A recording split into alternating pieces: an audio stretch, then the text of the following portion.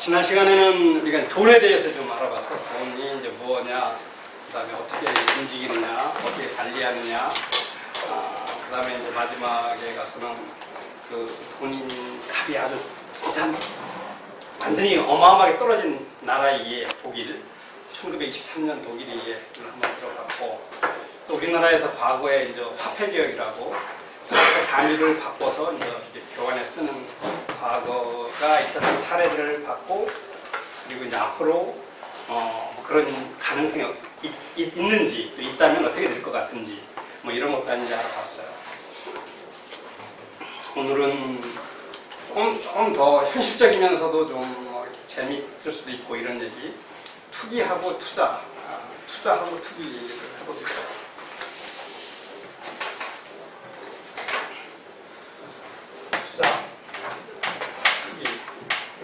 비슷합니다. 영어로 치면 뭐 투자는 인베스트먼트고, 이건 투기는 스페큘레이션. 오늘 뭐 여기 진짜 이 원어민이 여기 이 친구가 미국에서 태어나서 미국에서 대학까지 졸업했어요. 그리고 이제 한국에서 이 경제 생활을 하려고, 한국에서 생활을 하려고 이제 대학을 졸업하고 와서 한국에서 군대를 가서 얼마 전에 제대했어요. 경장으로 제대해서 지금 여러 가지를 모색하고 있는 그런 젊은이지. 인베스트먼트하고 스페큘레이션 차이가 우리말로 쉽게, 한국말로 쉽게 뭐 사람들한테 해주려보지. 인베스트먼트는 이제 투자하면 그 우리 회사에다가 돈을 줘서 그걸 좀 크게 계획 돈 하는 거고요. 스페큘레이션은 이제는 회사가 앞으로 더 클 거라고 생각하면서 이미 돈을 넣는 그런 개념이라고 하는데. 별로 차이가 안 나죠, 그죠? 구분하기가 쉽지가 않아요. 근데 이게 구분하기가 별로 큰 차이가 없는 듯한데, 굉장히 우리가 한국에서 듣는 느낌은 굉장히 차이가 크죠. 투자자 하면 좀 이렇게 상당히 좀 고상하고 좀 이렇게 거룩한 일을 하는, 경제 행위를 하는 것 같고, 투기자, 투기꾼 하면 아니면 사기꾼, 심한 범죄하는 거, 도둑놈 비슷하잖아요. 남의 돈 뺏어가는 것 같기도 하고. 이게 참 구분이 애매하다. 근데 여기서 이걸 좀 알아보자. 그런 겁니다. 투자는 경제학에서 두 가지가 있어요. 하나는 이게 이제 거시경제학이라고, 이 거시경제학 중에서 이 소득 이론이 있습니다. 인컴 세오리라고. 주로 거시경제학 자체가 소득 이론이죠. 여기서 말하는 투자가 있어요. 이건 명확합니다. 이거 개념이 굉장히 정확해요. 이 투자는. 그리고 이제 또 하나는 이제 주식, 뭐 채권 이런 거에 대한 투자가 있어요. 그리고 이제 투기는 뭐 그냥 우리가 알고 있는 어떤 뭐 여러 가지 부동산, 주식도 있고요. 주식, 뭐 여러 가지 투자가 있을 수 있습니다. 근데 이게 좀 이 세 가지가 막 우리가 혼동해 쓰는 거예요. 근데 요거 이 거시경제학에서 말하는 투자, 즉 저축이냐 투자냐, 소비냐 투자냐 할 때는 명확해요. 왜냐하면 기업이 자기 어떤 생산 능력을 높이기 위해서 어떤 물건을 사는 거예요. 자동차가 됐건, 또는 컴퓨터가 됐건, 아니면 또 공장을 짓건, 또는 다리를 만들건, 건물을 짓건, 아니면 집을 짓는 것도, 새로 짓는 건 투자예요. 새 집을 짓는 건 사람이 살아야 되니까. 이러한 것들을 경제학에 대한 투자라고. 그러니까 경제학을 공부할 때, 거시경제학을 공부할 때 투자라고 나오면 그런 거예요. 이건 쉬워요. 이건 아주 개념이 명확하니까. 뭐 국민소득 이론에서 소비, 저축. 소득이 있으면 그걸 갖고 소비를 하고 저축을 하고, 또 기업은 투자를 하고 가게들은 소비하고, 이러한 개념의 투자는 명확한데, 이게 실물, 소득 쪽에서 투자하는데, 나머지 여기서부터는 이게 굉장히 주관적이기도 하고, 이 두 가지는 여기의 투자와 이거의 투기는 굉장히 틀려요. 이거 참 구분이 애매합니다. 그래서 뭐 우리가 우스갯소리 내가 하면, 부동산도 내가 하면 투자하면 투자고, 남이 부동산 사고 팔으면 투기지. 주식도 마찬가지예요. 근데 주식도 뭐 내가 사서 막 이렇게 하고 하면은 이건 건전한 투자고, 어? 남이 주식하면 저거 투기꾼이고, 뭐 이렇게 볼 수도 있어요. 근데 한번 이런 걸 떠나서 좀 우리가 이렇게 요새 젊은 얘기를 쿨하게, 자 어떤 게 투기고 어떤 게 투자냐, 아니면 뭐 구분이 안 되면 그냥 구분이 안 되면 안 되는 대로 그냥 뭐 어떤 걸 쓰는 게 좋으냐, 뭐 이렇게 생각해 볼 수 있습니다. 이게 이제 옛날로 돌아가면 1940년대까지는 이런 주식을 사거나 채권을 사는 것을 전부 투기라고 했대요. 제가 그때 이것을 즉 이렇게 구분됐던 거죠. 이렇게. 그러니까 이 거시경제학에서 말하는 명확한 투자만 투자였고, 그 뒤에는 이 사투기였는데, 이게 이제 한 50년대 들어오면서 이제 이렇게 이 주식이나 채권 같은 걸 사람들한테 이렇게 투자를 권유하면서, 미국 사람들 했을 거예요. 투기하세요. 하기는 좀 뭐 하니까 우리말로 하면 야, 이 투자하세요. 응? 이렇게 되면서 이제 투자의 개념이 조금 넓어지고 새로운 개념이 나온 거예요. 근데 현재 이렇게 오다 보니까 현재는 사실은 이건 경제학 공부하는 사람만 이거 투자라고 들었어요. 그리고 나머지 투자 얘기할 때는 대부분 이 아래서 움직이는 거예요. 투기랑 별로 구분하기 어려운 이런 것들을 투자라고 해요. 그럼 구분할 필요가 어떻게 한번 구분해보자. 첫 번째 이제 가장 많이 구분하는 게 위험한 거, 굉장히 고위험 고수익, 위험성이 큰 거, 이런 거에 대한 돈을 넣어서 수익을 바라는 거, 이런 걸 보통 약간 투기적이다라고 얘기를 하는 사람이 많이 있어요. 그런데 그게 투기적인가? 그리고 얼마큼 위험한 건가? 또 얼마큼 고수익을 바라는가? 이건 굉장히 좀 상대적이거든요. 상대적입니다. 특히 이게 사전에는 몰라요. 그러니까 사전에 수익 결과가 나오기 전에는 이게 진짜 위험했던 건지, 사실 제가 위험하다고 생각하지만은 나중에 보면 위험하지 않을 수 있거든요. 그리고 또 어떤 경우에는 전혀 위험성이 없다고 생각했는데도 위험할 수 있고, 반대가 있을 수 있기 때문에 사실은 위험의 정도 갖고 투기냐 투자냐를 나누는 것은 그렇게 명확할 것 같지가 않아요. 그런데 이제 미국의 상통거래위원회, 보통 시카고에서 이제 이 선물시장, 투기 이런 행위에 대한 많은 규제를 하고 있는 그런 위원회가 있어요. 그런 데서는 이 투기하고 투자를 어떻게 구분하냐면, 투기는 그러니까 어디다 돈을 우리말로 하면 집어넣고, 뭐 쉽게 말하면 질러놓고 거기에 대한 위험을 회피하지 않는 거, 그런 거 전부 투기다, 투기성이 있다 라고 이제 보는 거예요. 내가 만약에 주식을 샀다. 그런데 주식을 사면 주식값이 떨어지는 거에 대한 대비를 안 하는 거예요. 그게 무슨 말인지 모르겠는데, 회피하지 않는다는 게 무슨 말인가요? 해지를 안 한다. 그렇죠. 해지를 안 안 하면 전부 투기다. 투기다. 그러니까 내가 이제 주식을 샀으면 반대로 주식 선물 거래를 해서, 아니 주식 콜 거래를, 옵션 거래를 해서 주식 산 위험을 많이 줄여줘야 돼요. 그리고 외국인들이 한국 주식을 살 때는 많이 그런 거래를 합니다. 100%로 해지는 하지 않지만. 그리고 이제 내가 외화를 살 때는 또 반대 거래를 해서 위험을 줄이고, 이런 것은 전부 투기다. 굉장히 광범위하게 보는 거예요, 투기 범위를. 그러니까 해지를 하지 않는 거, 위험 회피 거래를 하지 않는 것은 투기다. 이렇게 하는 정의도 있어요. 또 다른 정의, 또 다른, 이건 제가 이제 많이 생각해봤던 거고, 또 이제 제가 주변에 이제 많은 사람들하고 얘기해봤던 건 뭐냐면, 투기하고 투자의 구분은 현실에서는 조금 구분해야 되니까 한다면 어떤 거냐면, 이 돈을 넣고, 거기 돈을 넣고 나서 내가 어떠한 것을 기대하고 돈을 넣느냐.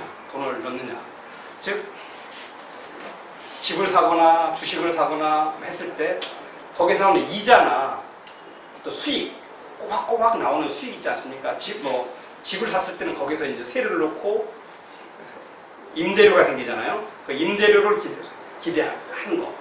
그 다음에 주식을 샀으면 주식은 배당을 해주잖아요. 그 배당을 기대하는 거. 그 다음에 채권 같은 걸 샀을 때는 거기서 채권에서 이자를 주니까 이자. 은행 예금은 당연히 이자를 주죠. 은행 예금 할 때는 대부분 이자를 바라고 얘기하니까.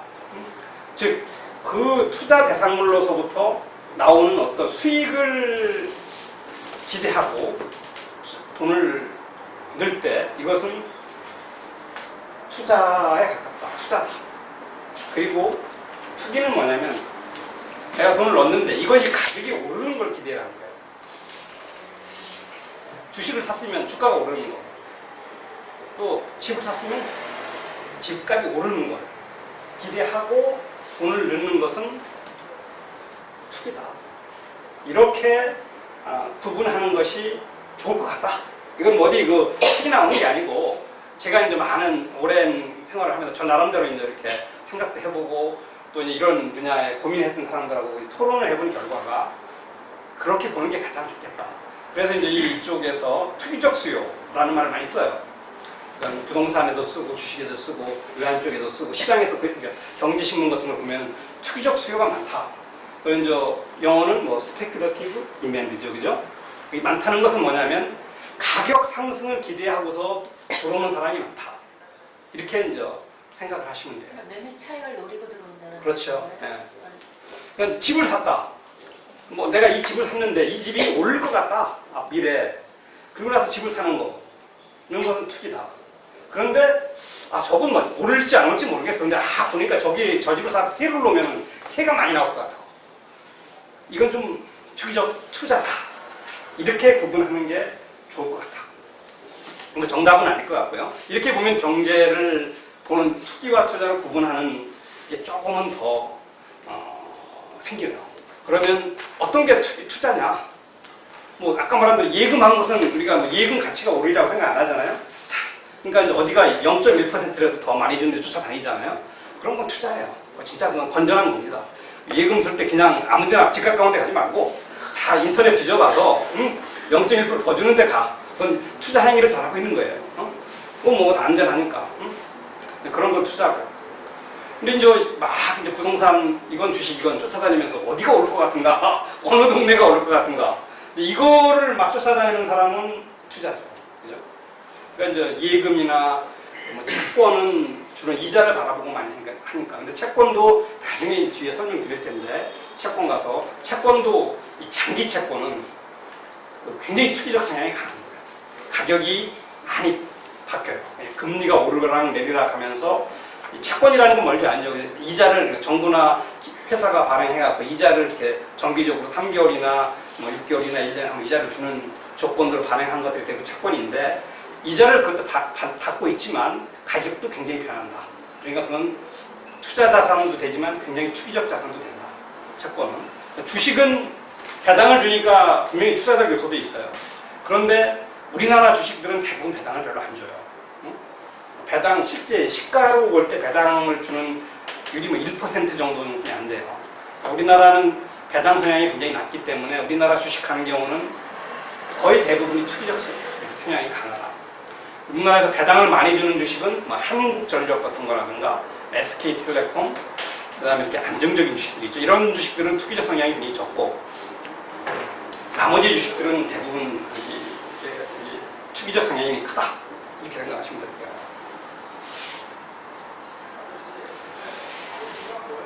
그러면 요새 이제 문제가 되는 하우스푸어들 있지 않습니까? 하우스푸어들은 뭘까? 하우스푸어들은 투자자인가? 투기자인가? 투기자는 잘 안 쓰죠. 하도 어떻게 투기꾼이라고 그러죠, 그냥. 투자자랑 투기자도 당연히 써야 되는데, 투기는 그게 한자 말이고, 꾼은 한글일 텐데, 투기자는 말을 해보니까 이상하네요. 이게 쓰지 않은 말인데. 하우스푸어가 왜 집을 샀을까요? 2006년도에 많이 샀죠. 5년, 6년, 7년에. 공간값이 많이 집값 올라서.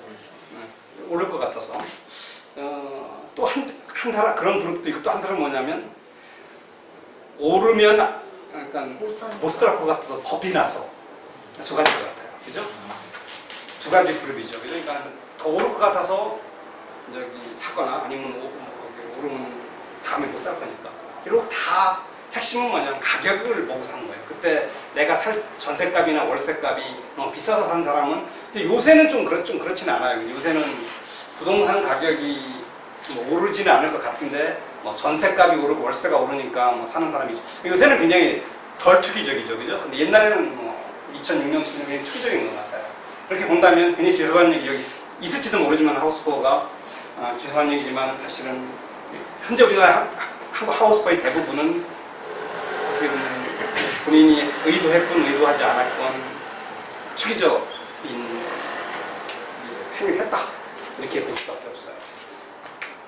그리고 우리가 또 이제 이렇게 가끔 신문 보면은 이런 사람들 있잖아요. 나는 주식도 하나도 없고 주식도 안 하고 예금도 하나도 없고 그냥 집 한 채 달랑 있다. 이런 사람들 많이 있어요. 그리고 난 투기 절대 안 한다. 근데 제가 말한 기준으로 이렇게 보면 이게 투기를 안 하는 게 아니에요. 그 집을 어떻게 샀느냐? 봐야죠. 집을 그러니까 주거를 갖고 그러니까 한 군데 오래 살기 위해서 산 거냐? 아니면 이렇게 집을 이렇게 비싼 지역으로 계속 옮겨 다닌 사람이냐? 옛날에는 집값이 이렇게 막 오르는 지역이 변했거든요. 그냥 거기를 이렇게 쫓아서 다녔어야 돼. 저희들 세대 쫓아다녀야 이렇게 돈을 많이 벌었거든요. 그래서 그런 말도 있었습니다. 이렇게 장화 신고 갔다가 이제 운동화 신고 나올 때쯤 집을 팔고 나오면 돈을 번다. 개발되는 초기 개발되는 도로가 포장이 안 되니까 막 여름에 장화 신고 다녀야 되거든요. 그런 얘기가 나올 정도였기 때문에 결국 집에 한 채 달랑 있다고 그래서 투기적이지 않다고 말하는 건 말이 아니다. 안 된다. 특히 이제 그 사람이 아까 말한 대로 이사도 자주 다니고 빚도 많고 그러면 또 사람이 정상적인 사람이라면 돈이 있으면 금융자산도 갖고 있어야 되고 집도 갖고 있어야 돼요. 그게 균형을 갖는 게 정상이에요. 우리나라는 이게 재산 등록을 딱 공직자들 다 열어보면 어때요? 갖고 있는 재산이 거의 대부분이 부동산이에요. 그러니까 이건 공직자뿐 아니라 국민 전체가 그래요. 한 70%다 80%가 보유 자산이 대부분 부동산입니다.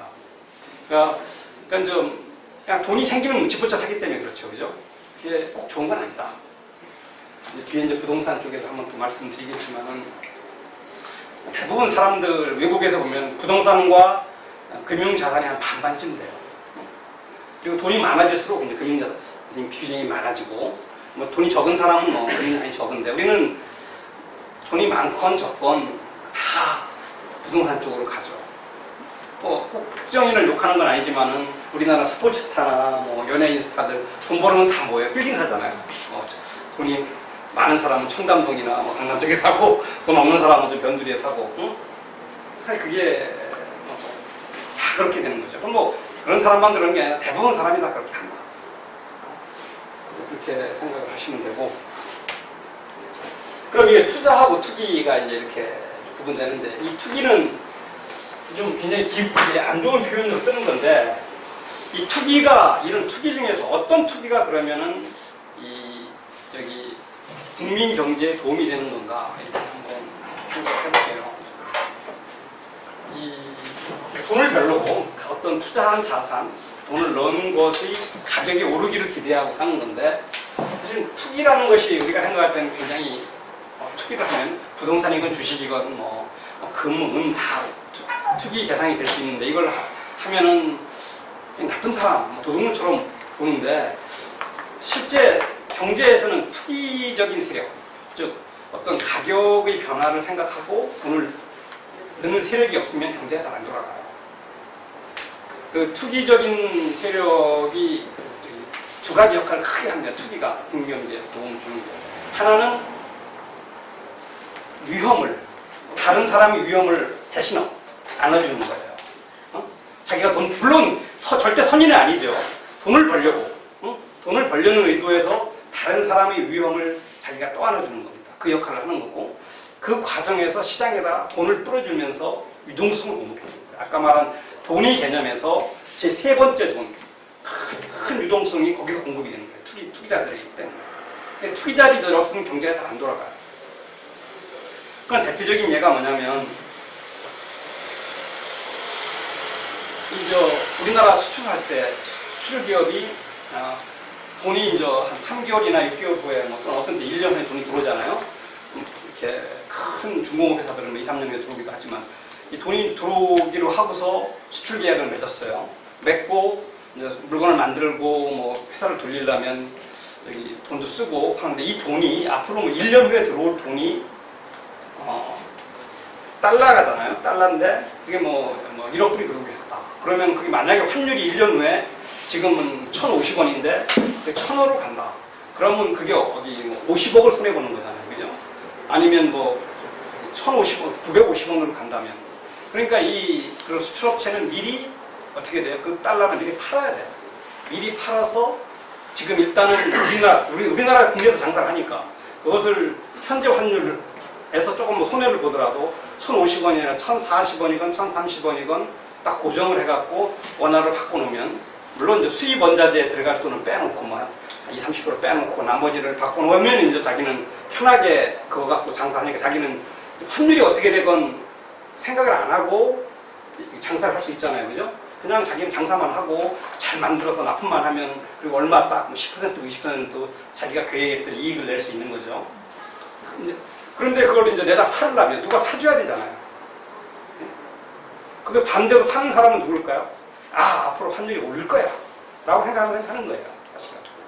그래서 가격이 이제 미리 팔고 사고 하면서 그걸 선물환이라고 하는데 그것이 이제 그런 투기 세력이 없다면 그게 안 팔리거나 안 팔리면 어떻게 돼요? 가격이 막 떨어지잖아요. 더요. 네? 안 팔리면 가격이 떨어질 수밖에 없어요. 아니면 결국은 안 팔리면 뭐 은행이나 이런 큰 기관에서 사줘야 되거든요. 사줄 때는 은행에서 어떻게 하겠어요? 가격을 후려쳐서 사죠. 가능한 싸게 사갖고. 왜냐면 자기가 이거 사놔갖고서는 내다 팔 수도 없고 자기가 위험을 다 져야 되니까. 그런데 이제 투기 세력이 들어와서 그걸 사준다면 훨씬 더 가격이 올라가서 수출 기업이 굉장히 유리해요. 투기자는 수출 기업을 투기 행위를 통해서 도와주는 거예요. 이렇게. 그런 게 아주 많이 나타납니다. 뒤에 이제 한참 뒤에 그 설명할 파생금융 상품에서 이제 세계 파생금융 상품이 체계적으로 발달한 데가 미국의 시카고 지역에서 발달한 거예요. 시카고 아까 말한 상품 거래소가 있는데 거기가 이 농업에서 발달한 거예요. 파생 상품이 금융에서 먼저 나온 게 아니고 거기가 이제 옥수수, 밀 이런 거대한 농업 지역인데 이게 흉년, 풍년 들면서 농민이 한 해는 농민이 망했다. 한 해는 그냥 농산물 가공업자가 다 망하고 그러면서 이게 서로 다 힘든 거예요. 이 사람들이 꿈이 뭐냐면 가격이 좀 이렇게 반드시 갔으면 좋겠어. 반드시 가면 우리도 거기에 맞춰서 농민도 뭐 크게 뭐 농민이라 가격이 확 오르면 좋겠지만 다음에 떨어지면 다 그지 되잖아요. 그러니까 뭐 다 내다 버려야 되고. 그러니까 가격이 딱 일정했으면 자기는 거기에 맞춰서 그냥 농사 짓고서 딱 이만큼 들여서 벌고 농산물 가공하는 사람들은 뭐 여기 가격이 해야 자기가 딱 마진 붙여서 팔고 그걸 하기 위해서 나온 게 시카고 상품 거래소예요. 거기서 거래됐던 것들이 옥수수, 밀, 콩 뭐 이런 것들. 나중에 그게 벌어서 뭐 돼지고기도 거래되고 소고기도 거래되고 우유도 거래되고 그러면 미리 이제 일정한 가격으로 거래를 하게 된 거예요. 그런데 그게 일정한 가격으로 거래되려면 투기 세력이 들어와야 되는 거예요. 투기 세력이 들어와서 그걸 반대로 사줘야 돼요. 사주지 않으면 거래가 안 되니까 그 가격이 굉장히 한쪽으로 쏠려갖고 실제 그거 어떤 파생상품 상품 거래소를 만든 혜택이 별로 없어요. 그러니까 투기 세력이 들어와줘야 되는 거예요. 그러니까 투기가 그런 두 가지 큰 역할을 하는 거예요. 남의 위험을 인수하고 그런 과정에서 유동성을. 그럼 이런 투기들, 이런 뭐 주식이나 뭐 외환이나 뭐 금은 이런 투기 세력들이 어떤 투기를 해야 이게 국민 경제에 도움이 되느냐, 그런 것을 한번 생각해 봐야 될 게 있습니다.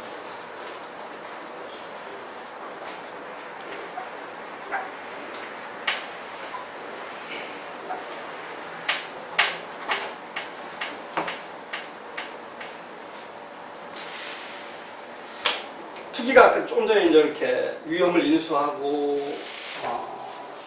유동성을 공급하지만 투기가 또 잘못되면 가장 큰 잘못이 뭐냐면 가격을 막 이렇게 크게 올리거나 가격을 크게 떨어뜨리는 그게 이제 가격의 진폭을 키우는 그것이 투기의 가장 큰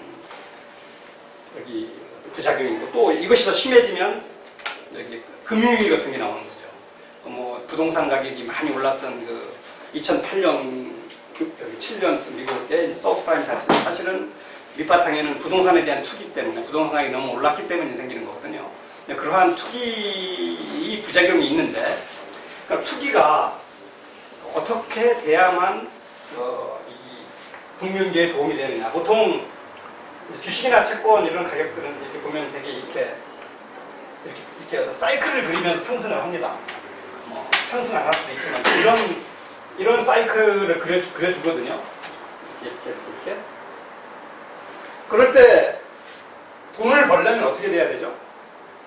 쉬워요. 이렇게 쌀 때 사갖고 비쌀 때 팔으면 이 돈을 버는 거예요. A 근처에 사갖고 B 근처에서 팔으면 되고 또 돈을 망하는 사람은 B 근처에 사갖고 C 근처에서 파는 거죠. 이런 사람들이 또 망하는 거거든요. 어떤 사람이 그러니까 국민경제에 기여를 하는 거예요. 돈을 잃는 사람이냐, B에서 사서 C에 파는 사람이냐, A 사서 B에 파는 사람이냐. 즉 이때 이런 시장이 이렇게 흐를 때는 시장에는 크게 두 가지의 힘이 교차합니다. 그래서 주식을 해보셨는지 모르지만 주식을 해보거나 하면은 또 가장 느끼는 건데 이 상승을 할 때는 일단 먼저 하락할 때는 시장을 지배하는 것은 두려움입니다. 공포. 막 떨어지면 사람들은 계속 두려움 속에 빠지는 거예요. 내일 또 떨어질 거다. 내일 또 떨어질 거다. 이러면서 이제 처음에는 버티다가 나중에는 내가 팔게 되는 거거든요. 그리고 이제 상승을 하는 이 시점에서 시장을 지배하는 건 공포예요. 이게 이제 한번 해보시면 많이 압니다. 이런 걸 느끼려면 주식 같은 거 해보는 게 굉장히 좋아요. 이때 시장을 지배하는 건 탐욕입니다. 이게 계속 오를 것 같은 거야. 그러니까 이제 주식을 살 때는 이게 이렇게 바닥 가격 여기쯤에 사서 여기쯤에서 모가지쯤에서 팔아라. 응? 더 많이 먹으려고 하지 마. 근데 사람은 그게 쉽지 않아요. 내일 한 번 더 오르면 팔지. 그럼 내일 가서는요. 근데 또 올랐잖아요. 그럼 한 번만 더 이러다가 그냥 휙 자빠져 못 파는 거죠. 응? 결국은 이제 주식이나 이런 투기에서 자기가 이겨내는 사람은 이건 제 얘기가 아니고 그냥 교과서에 나오는 얘기입니다. 주식 교과서에 나오는 얘기인데 하락장에서의 공포를 이겨낼 수 있는 사람, 상승장에서의 탐욕을 극복할 수 있는 사람이 많이 주식시장에서의 승자가 된다. 그러니까 결국은 이런 공포를 이겨내고 여기서 사야 돼요. 사는 사람은 이게 만약에 이때 A라는 데서 사람이 사지를 않는다면 어떻게 돼요? 더 떨어지는 거잖아. 살 사람이 없으면. 이 공포만 계속 지배하니까. 어? 그러면 어떻게 돼? 주식 진폭이 커지는 거예요. 그리고 이때는 다시 팔아야 되잖아요. 그래야 돈을 버는 거잖아요. 이때 샀다가. 어? 이때 이제 서로 탐욕만이 지배하게 되면 더 올라가죠. 그럼 이렇게 가면은 진폭이 커지죠. 이렇게 해서 가격의 진폭이 커지는 데는 시장이 깨질 수 있고 금융위기가 발생할 수 있고 거품이 발생할 수 있고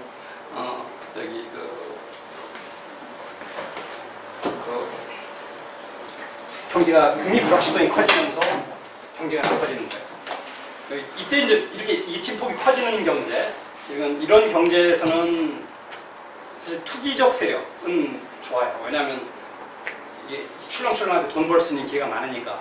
그렇지만 일반적인 사람들한테는 굉장히 안 좋은. 아까 말한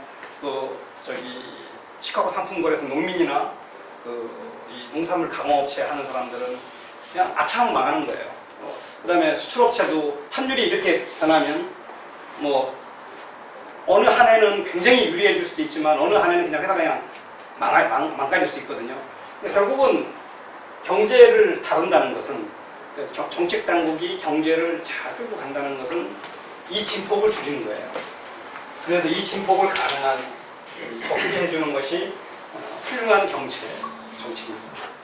경제 성장도 마찬가지예요. 경제 성장도 올해 제로 했다가 내년에 10% 하고 그 다음에 또 2%로 떨어지고 또 8%로 올리고 이래서 한 5% 성장하는 것보다는 4, 5%로 계속 갈 수 있으면 그것이 또 훌륭한 경제다.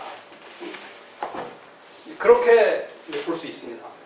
그러니까 결국은 이때 사서 이때 판 사람들은 자기도 돈을 벌었지만 이 시장도 안정시킨 사람이에요. 더 떨어지는 걸 막아준 거고 또 올라간 걸 잡아준 거니까.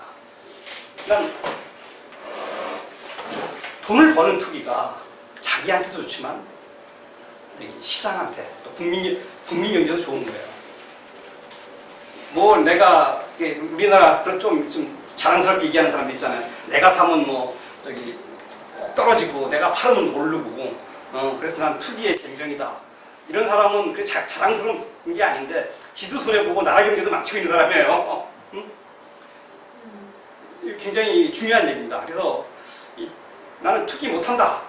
내가 하면 거꾸로 간다. 이런 사람은 절대 하면 안 됩니다. 그냥 은행 예금, 투기적인 게 아닌 게 은행 예금만 딱 그냥 하면 돼요. 집도 사지 말아야 돼요. 집도 어떤 면에서 보면 하우스포어들이 다 이런 사람들이에요. 아까 말한 이때 집을 산 거예요. 이때.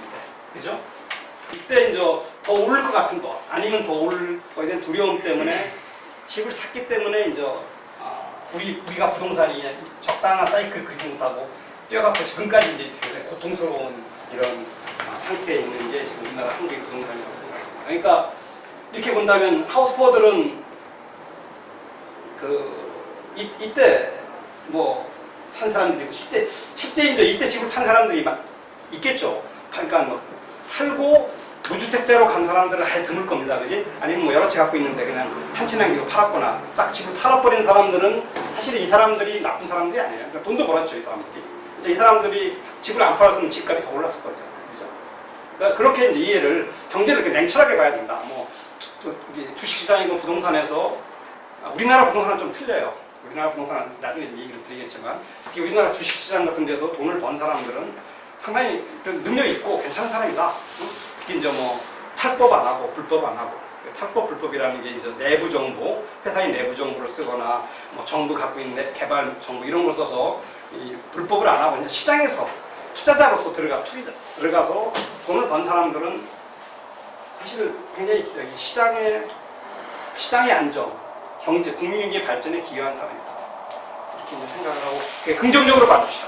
그러니까 투자와 투기 이런 것들도 한번 이렇게 순수하게 경제적으로 구분을 해보고 투기도 그냥 단지 투기꾼이라고 생각하지 말고 오히려 투기를 해서 돈을 잃는 사람들이 뭐 아예 이런 주식이나 뭐 이런 데 안 들어간 사람은 부동산이나 이런 데 안 들어간 사람은 몰라도 들어간 사람에서 돈을 잃은 사람은 결국은 잘한 건 아니다. 이렇게 생각하시면 될 것 같아요.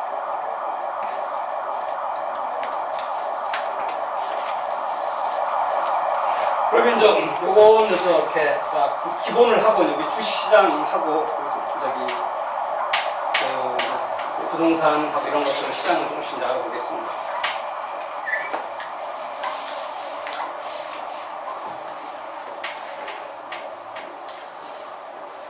주식은 이렇게 하신 분 있습니까? 주식 해보시는 분? 나이가 많지 않아갖고 해봤어요 우리 이분? 조사해본 적은 있는데 직접 산 적은 없어요. 그건 뭐 이렇게 원래 모의 투자라고 그래서 이렇게 하면 굉장히 수익이 잘 나요. 남의 돈 갖고 하면 이 자기 돈 갖고 해야 아까 말한 대로 탐욕과 공포를 느끼는 거지. 남의 돈 갖고는 절대 탐욕과 공포를 못 느끼기 때문에 절대 시장 그건 아무 의미가 없는 투자고 자기 돈을 딱 넣어야 그게 이제 탐욕, 공포가 다 생깁니다. 돈이 날아가는 걸 막 그냥 이렇게 하루하루 느껴지고 올라갈 때 돈이 팍팍팍 드는 걸 이렇게 느껴져야만 하는 거니까. 주식은 이제 뭐 사실 이 부동산하고 틀려서 주식은 굉장히 자본주의 사회의 긍정적인 시장입니다. 일단 주식이 긍정적 기능이 뭐냐면 기업들한테 싸고 편하게 자기 자금을 조달할 수 있는 자금 조달 기능이 있고요. 또 주식 시장에서 냉철하게 기업 평가가 됩니다. 꼭 냉철하다는 말은 좀 애매하면 시장에서 평가해요. 뭐 저기 정몽구 씨가 멋있는 결정을 해서 여기 어디야 여기 한전 부지 샀잖아요. 주시장에서 뭐 한 20% 떨어져 버렸잖아요. 주시장 그렇게 나쁘게 본 거거든요. 이건 저건 아니다. 뭐 이제 저건 앞으로 현대자동차의 비전이 별로 없다. 그러니까 이렇게까지 보는 사람도 있죠. 그게 그만큼 주식시장에 반영이 된 거니까 주식시장에서 기업의 평가가 아주 냉철하게 이루어집니다. 물론 좀 그게 이제 이렇게 거품이 좀 있지만은 하여튼 기본적으로 주식 시장에서 평가가 이루어지는 것이고 이런 이제 자금 조달, 기업 평가, 뭐 그다음에 이제 감시 기능도 할 수 있는 거예요, 사람들이. 이런 게 있지만 또 다른 면을 다 들여다보면 이건 투기장입니다. 돈을 벌려고. 많은 사람들이 돈 벌려고 들어와서 여기 그냥 진짜 필사적으로 노력하는 하나의 거대한 도박판일 수도 있고 투기판입니다. 그래서 이제 이런 투기판에서 우리나라는 뭐 이렇게 연구가 많지 않지만 미국은 이게 주식시장 역사가 굉장히 오래됐고요. 1929년 미국 대공황도 사실 주식시장에서 촉발된 거거든요. 대공황이 주식이 폭락으로부터 시작한 거니까. 그러니까 그 이전에 뭐 주식에서 부자들이 어마어마하게 많이 나타났고 1929년 이전에 예전에도 미국 주식시장은 굉장히 이렇게 작전, 뭐 이렇게 잘못된 내부 정보 이걸 이용해서 굉장히 뭐 이렇게 말하고 할까 이게 불법적인 거래도 많았고 그랬대요. 그 다음에 이제 그것을 바로 잡은 사람이 케네디 대통령의 아버지예요. 근데 케네디 대통령의 아버지가 사실은 최고의 주식시장에서 유명한 작전뿐이에요. 그러니까 이제 루즈벨트 대통령이 저 도둑놈들 싹 잡아서 막아야 되는데 누구한테 시키는 게 가장 좋을까 하다가 도둑놈 중에서 괜찮은 도둑놈 고른 거죠. 네가 좀 해봐라. 너는 그래도 도둑질을 많이 했지만 그래도 내가 볼 때는 너는 좀 여기 좀 건전했던 모양이죠. 그래서 사실 케네디 대통령 아버지가 초대 미국 증권거래위원장, 우리로 보면 증권감독원장을 맡아서 주시장을 합니다. 그래서 케네디 대통령 아버지가 굉장히 야심이 많은 사람이에요. 자기가 이제 꼭 대권 도전도 해보려고 생각했지만 본인이 생각할 때 본인이 너무 험이 많아서, 그러니까 쉽게 말하면 요새 우리 청문회 같은데 이게 아니면 이렇게 뭐 검증 들어가면 뭐 다 나올 거 아니에요. 주식시장에서 그 사람 때문에 피해본 사람 이렇게 그냥 다 나올 거기 때문에 이제 그걸 끝낸 거죠. 그 대신 이제 자기 아들들은 깨끗하게 키워갖고 대통령 상원의원 다 만드는 그런 사람이고, 자기가 마지막으로 꼭 해보고 싶었던 게 이제 영국 대사입니다. 영국 대사. 왜냐하면 그 아일랜드 출신이잖아요. 아일랜드 씨가 영국의 식민지였지 않습니까? 그래서 그렇게 이제 영국 사람한테 괄시를 받고 살았기 때문에 이제 저희가 이제 다 미국 대사로 영국에 부임해서 폼 딱 잡고 이제 영국 여왕하고 이렇게 만나서 얘기할 수 있는 위치에 오를 수 있는 게 그건 이제 꿈을 이루죠. 그리고 그거 하고 자기 아들 대통령 만들고 대단한 사람입니다. 근데 그 사람이 이 주시장에 돈을 어마어마하게 버는 사람이에요. 1929년 때부터 쭉까지. 그 정도로 이제 미국에서는 주식에서 돈 벌려는 그런 움직임들이 많아서 주식시장에는 연구가 굉장히 많았어요. 어떻게 하면 돈을 벌 거냐. 이거 그러니까 돈 벌 수 있는 길은 사실은 주식이다. 미국 사람들이 이렇게 생각해요. 부동산은 사실 별로 미국에서는 땅이 넓으니까 우리와 틀리게 우리나라 부동산 갖고 하는데 미국은 주식시장. 그리고 냉철하게 봐서 사람이 그러니까 돈을 벌 수 있는 경우는 사업이나 취업을 해서 돈을 모으는 거. 그거 빼고는 사실 돈 벌 수 있는 기회가 투자나 투기잖아요. 그죠? 그러니까 투자나 투기인데 그래도 그나마 가장 합법적인 것이 주식일 수 있어요. 그렇기 때문에 이제 미국에서는 주식을 하는 사람도 많고, 이제 주식에 대한 연구가 많아요. 그래서 수많은 학자들이 어떻게 하면 돈을 벌 수 있을까? 어떤 방법을 쓰면 주가를 예측해 볼 수 있을까? 이런 연구를 참 오래전부터 했습니다. 1920년대, 30년대에서 지금까지 쭉 해왔는데 대부분 결론은 그 주류는 해보니까 주식은 예측이 안 되더라. 주식을 통해서 돈을 벌 수 있는 방법은 없는 것 같다. 이런 게 이제 주류고 아직도 일부는 주식을 해서 이렇게 하면 돈을 벌 수 있겠다라고 생각하는 그런 학설도 있어요. 꼭 그건 세상의 학설은 딱 하나만 있는 게 아니니까. 근데 주가는 이 랜덤워크라고 하죠. 이렇게 술 취한 사람이 걷는 거니까 다음 발이 일루 갈지 절루 갈지 모르는 그러한 움직임이다. 그러니까 내일이 주가가 오를 거냐 떨어질 거냐는 반반이다. 지금 오늘 본다면 그게 가장 합리적인 판단이다라고 하는 게 이제 그러면 현재까지 이 주류 학설입니다. 근데 사이사이에 뭐 이렇게 보니까 주가 예측이 가능하다. 또는 이렇게 하니까 주를 벌 수 있는 이론들은 있다. 그렇지만은 쉽지 않다. 대부분 주식을 해서 돈 벌기가 그냥 어렵다. 그런데 또 이렇게 들어가 보면 주식에 돈 번 사람이 많잖아요. 그렇죠? 뭐 워런 버핏 얘기 많이 하지 않습니까? 워런 버핏 돈 많이 벌었고 실제 많이 벌었고 그런 사람들이 있는데 그럼 뭐냐? 그건 어떻게 설명할 거냐? 주식을 해서 돈 번 사람들. 그 설명하는 게 바로 이 동전 던지기입니다. 동전 던지기를 내가 만약에 10,000번을 하면 안면모가 뒷면이 나올 확률이 거의 5,000번, 5,000번이에요. 그렇죠? 내가 10,000번을 던져보세요. 그런데 10,000명이 와서 10,000명이 10번씩을 던져요. 10,000명이 이제 10,000명이 나와서 10번씩만 던지고 가는 거예요. 주식 동전. 그러면 10,000명 중에서 한 10명 이상은 10번이 다 앞이나 10번이 다 뒤만 나와요. 그러니까 근데 10,000명이 10번씩 던진 걸 다 합해서 플러스 해보면 저기 10만 번인데 5만 번씩 5만 번씩 거의 비슷할 거예요. 앞면과 뒷면이. 근데 개별 사람으로 볼 때는 어떤 사람은 앞면만 나온 사람이 있고 10번이 다 어떤 사람은 다 뒷면만 나온 사람이 있다. 그게 이제 시장 전체로 보면 거의 이게 돈을 버는 사람, 잃는 사람 해서 이렇게 평균적으로 반반이지만 결국 개별적으로 들어가면 어떤 사람은 돈을 벌 수 있고 어떤 사람은 돈을 잃는다. 누가 버느냐, 누가 잃느냐는 그냥 그건 운이다. 크게 본다면 이렇게 이제 뭐 이게 볼 수 있는 게 이제 현대까지의 어떤 그런 이론이나 그런 걸 효율적 시장 가설, 뭐 이렇게 뭐 합리적 기대 가설 뭐 이런 말을 씁니다. 거기에 이제 뭐 그냥 우스갯소리로 얘기한 합리적 기대 가설을 극단적으로 간 사람들은 우스갯소리 하는 게 이제 둘이 가다가 친구가 저 앞에 운동장에 저기 $100짜리 지폐가 떨어졌네 하면 합리적 기대 가설을 신봉하는 사람은 대답이 뭐냐면 아니야 그건 휴지일 거야. 진짜 돈이면 누가 먼저 주워 갔겠지. 응? 사람들이 이렇게 돌아다니는 공개된 장소니까요. 이제 그렇게 생각하는 게 이제 합리적 기대 가설이죠. 아까 말한 그런 식이죠. 그런데 분명히 저기 그 운동장에 $100짜리 한 장이 떨어질 수도 있고 누군가 주워갈 수 있거든요. 그건 현실이잖아요. 그죠? 근데 그건 하나의 특별한 사례고 일반적인 사례는 아니니까 그렇기 때문에 이제 주식시장은 현재까지는 이게 이제 정상적인 주식시장에서는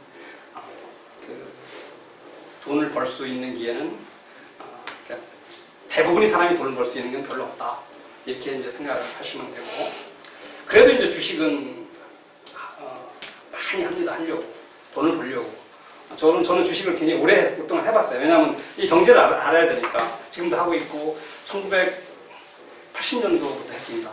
군대 제대하고 지금 됐으니까 뭐 한 40년, 한 30년 더 했죠. 그러니까 30년 정도 했는데 뭐 이렇게 보면은 뭐 읽기도 하고 손해도 보고 했지만 그럭저럭 그냥 괜찮았던 것 같아요. 뭐 큰 돈은 못 벌었지만. 근데 주식을 해서 돈을 버는 방법이 세 가지가 있어요.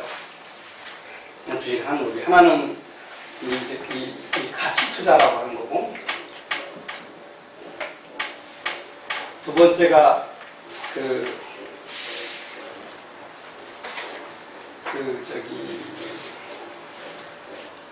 기술적 분석이라고 해요.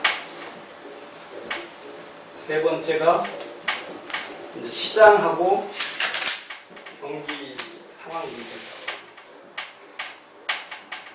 이 세 가지를 보통 주식을 시장을 합니다. 주식시장에 들어간다. 가치 투자라는 건 뭐냐면 어떤 회사의 가치가, 회사의 뭐 자산 가치나 돈을 버는 능력의 가치나 여러 가지 종합적인 가치를 볼 때 이 가치가 시장에서 평가가 잘 안 이루어진 거다.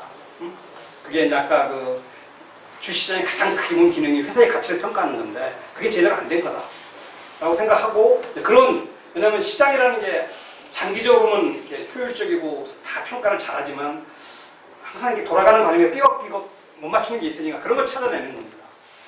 그래서 이제 그런 주식을 사갖고 미리 사서 그러면 시장은 언젠가는 정상화되니까 그 시장에서 제대로 평가하면서 가격이 오르면 팔겠다.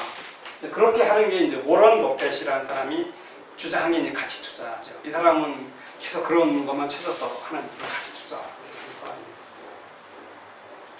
두 번째 기술적 분석이라는 건 뭐냐면 주가 이렇게 오르고 막 하면 이렇게 이제 뭐 하는데 이런 게 이게 이제 이 사람들은 이게 어떤 자연의 섭리와 비슷하게 저는 잘 안 믿는데 그 자연의 섭리와 비슷하게 그 흐름이 있다는 거예요. 그 흐름을 잘 보면 내일이나 아니면 뭐 한 일주일이나 한 달 후에 주가를 알 수 있다.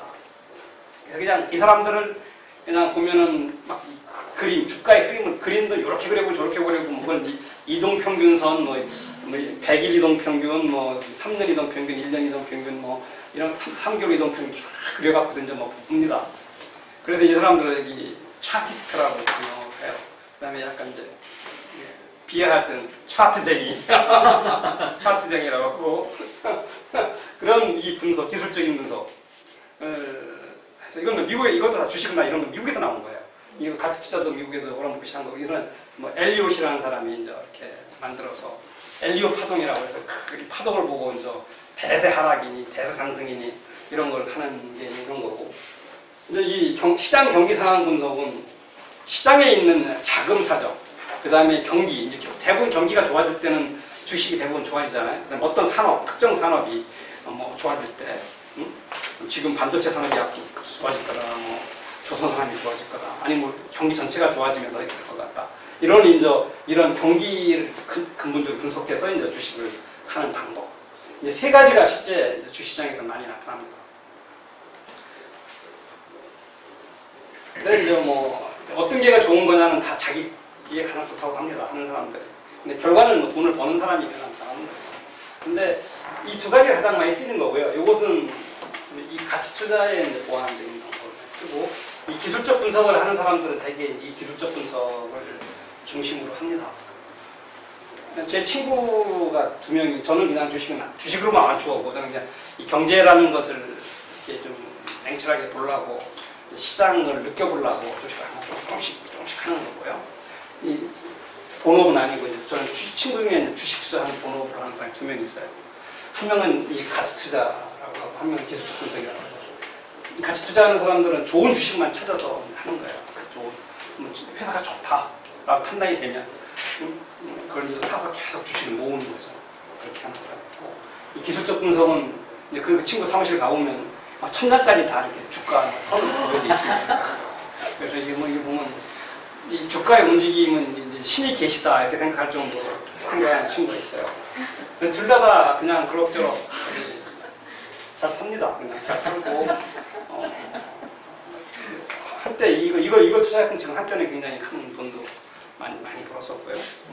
이 친구는 이걸 해갖고서 직접 애 대학 다 보내고 아파트 하나 갖고 중산층을 삽니다. 그런 거 있기 때문에 주식은 그냥 열심히 혼신의 힘을 다 맞춰서 하면은 어떤 경제적 행위 대상도 되는 것 같아요. 쉽지는 않죠. 쉽지는 않지만. 근데 결론적으로 주식을 보면은 주식은 아까 말씀드린 대로 우리나라 주식은 이렇게 굉장히 이렇게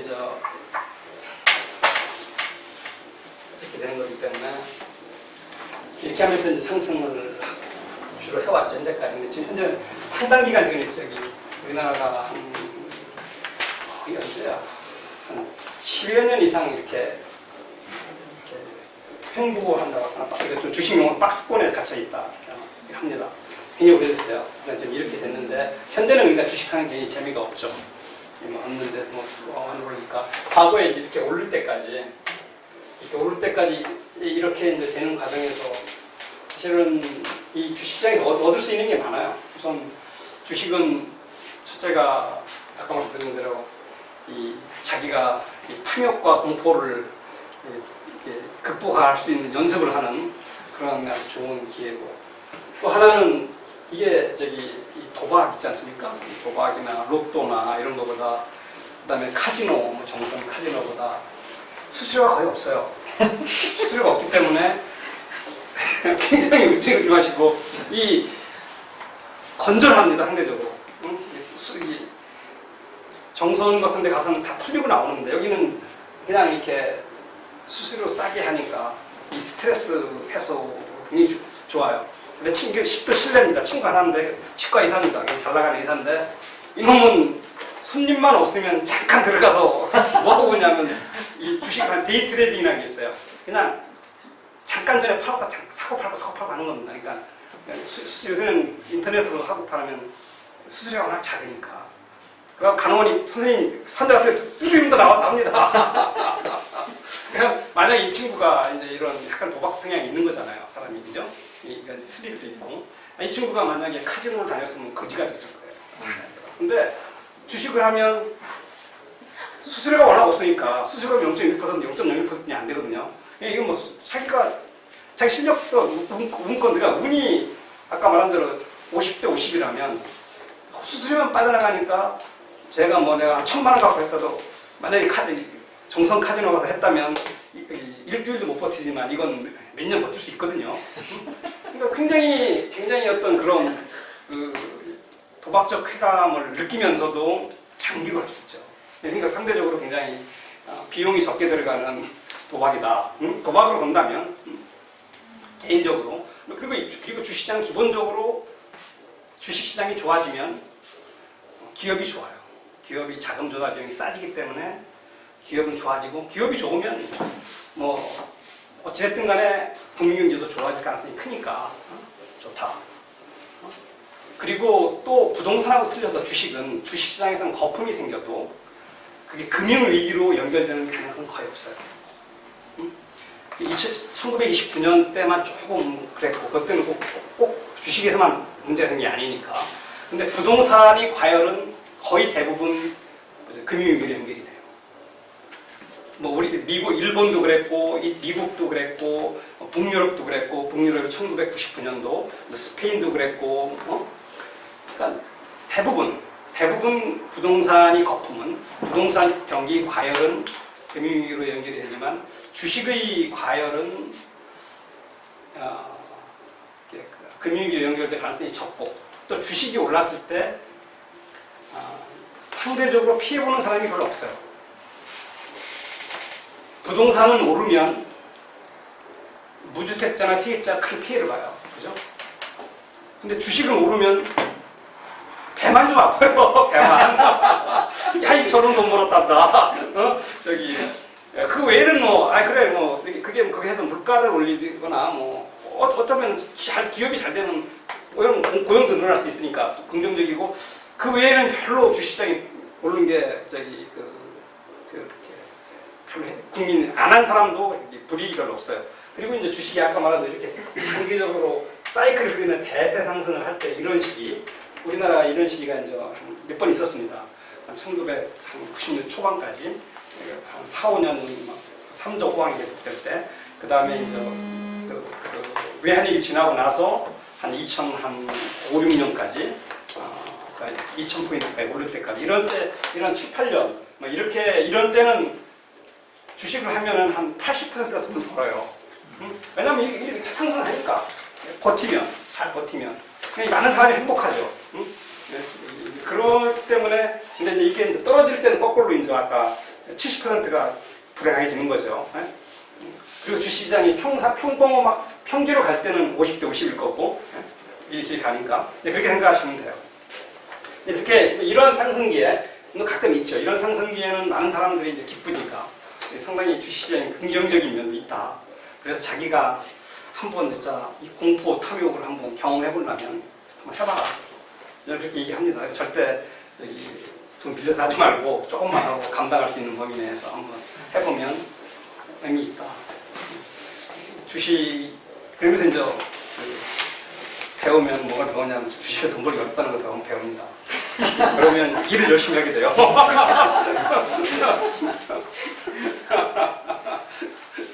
이제 부동산 과열이 금융위기로 이어지지만 주식시장 과열은 금융위기로 이어질 가능성이 적다는 거잖아요.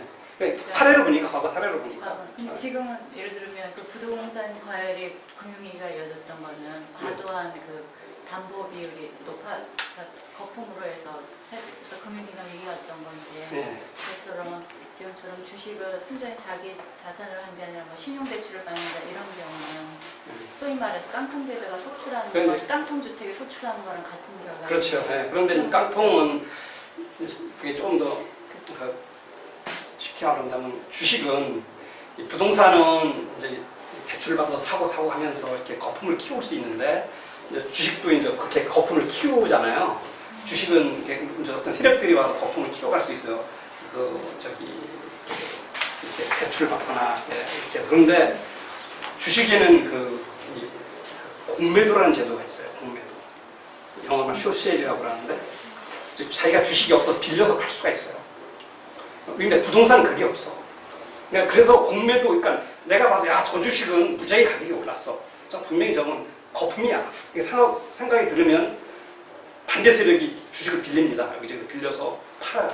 그래서 내가 빌려서 팔아서 가격이 30% 떨어지면 다음에 30% 떨어진 가격으로 사서 주식을 반납하면 되잖아요. 빌린 거니까. 그러니까 주식 하나도 없이도 돈을 벌 수 있어요. 이거 공매도라고 하거든요. 주식시장이 가능해요. 그래서 주식시장은 그것 때문에 사실은 신용으로 내가 돈을 사더라도 막 거품을 키우더라도 결국 잘못하면 거기에 걸려서 코까지 뺐을 가능성이 굉장히 커요. 근데 부동산은 공매도라는 제도가 없잖아요. 주식이 오르면 저거 올라서는 안 되는데 떠들고 뭐 노무현 대통령도 그때 공매도라는 제도가 있었으면 너 손씨가 공매도 시켰을지도 몰라. 2005년도에. 그러니까 한 얘기가 뭐예요? 노무현 대통령이 한 얘기가 주식 빚내서 집 사면 폐가 망신한다. 대통령이 한 얘기예요, 이게. 그렇게까지 얘기를 해도 그냥 오르는 거예요. 주식은 사실은 그렇죠. 주식은 그렇게 오르면 중앙은행 총재나 재무부 장관이 굉장히 경고성 발언을 하면 주식은 쉽게 못 올라요. 그러니까 주식과 부동산은 거품이 생길 가능성이 주식이 훨씬 적고 가장 이거 공매도라는 제도 때문에. 그리고 공매도 기법을 악용하는 경우는 악용하는 게 세상에 악용하는 기법은 다 있어요. 다 있으니까. 악용하면 잘못하면 잘못 투자. 그러니까 주식을 투자하면 괜히 조심해야죠. 그리고 아까 말한 대로 빚내서 하면 안 되고. 영화를 해도 많이 봐서 그런지 늘 공매도 기법을 악용하는 그래서 그냥 가지. 그러니까 이제 주식을 투자한 사람들은 가장 철천지원서 공매도하는 사람들이죠. 공매도하는 사람들은 왜 니가 사 그걸 가치도 안 되는 걸 이렇게 얘기하는 거고요. 그러니까 거기는 주시장은 그렇게 냉정한 싸움판입니다.